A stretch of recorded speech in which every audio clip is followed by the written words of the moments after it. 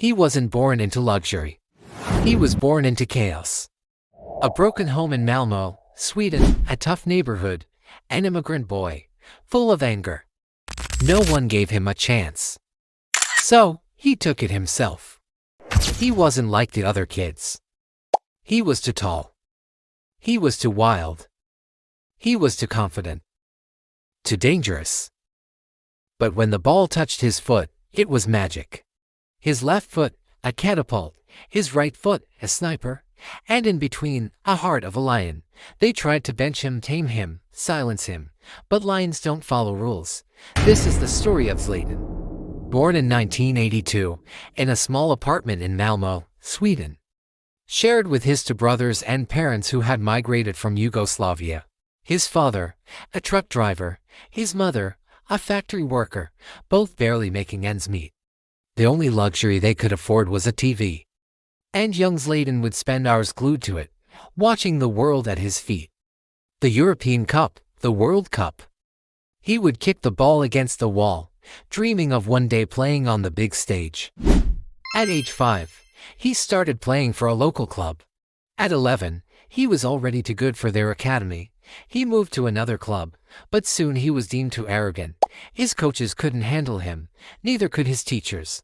Zlatan was disruptive, disrespectful, uncontrollable. All they saw was his anger, not the fire in his belly. He bounced from one club to another, always to something.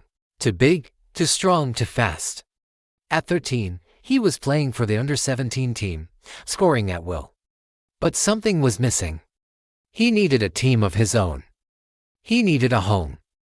In 2001, he got it at Ajax Amsterdam. Finally, he could focus on football. Finally, he could show what he was made of. He made an immediate impact, winning the Dutch title in his first season. But that wasn't enough for Zlatan. He wanted more. He wanted to be where the best were. In 2004, he got his chance at Juventus. The Italian giants were in crisis. They needed a savior. Enter Zlatan. With 26 goals in 33 games, he led them to the top.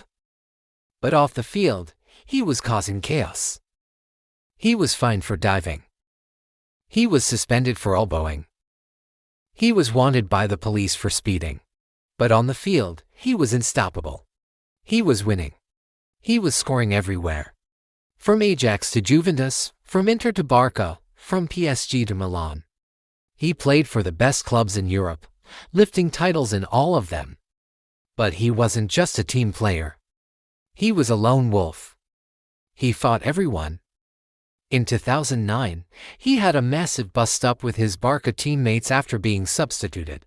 He threw the jersey at the coach and stormed off. He had a similar fallout with Jose Mourinho at Inter.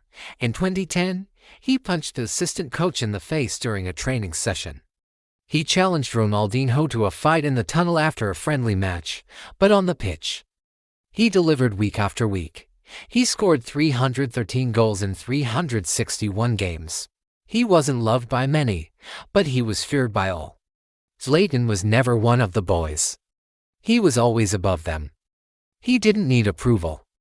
He didn't ask for respect. He demanded it. Off the pitch, he was brash and boisterous. He was never afraid to speak his mind. He mocked the media. He insulted critics. He called out legends. He even challenged Mike Tyson to a fight. But on the pitch, he was deadly. His arrogance was matched only by his skill, his swagger by his strength, his hunger was matched only by his talent, his madness by his genius. Zlatan didn't play football, he commanded it. He didn't win the Ballon d'Or, he didn't need to. He became a brand, he became a warrior, became a symbol of raw belief. For every kid who felt like an outsider, for every kid who was labeled too much of anything, too angry, too different, too ambitious, Zlatan proved you don't need to fit in to dominate. You just need to believe that you're Zlatan. That's all for today. See you next time.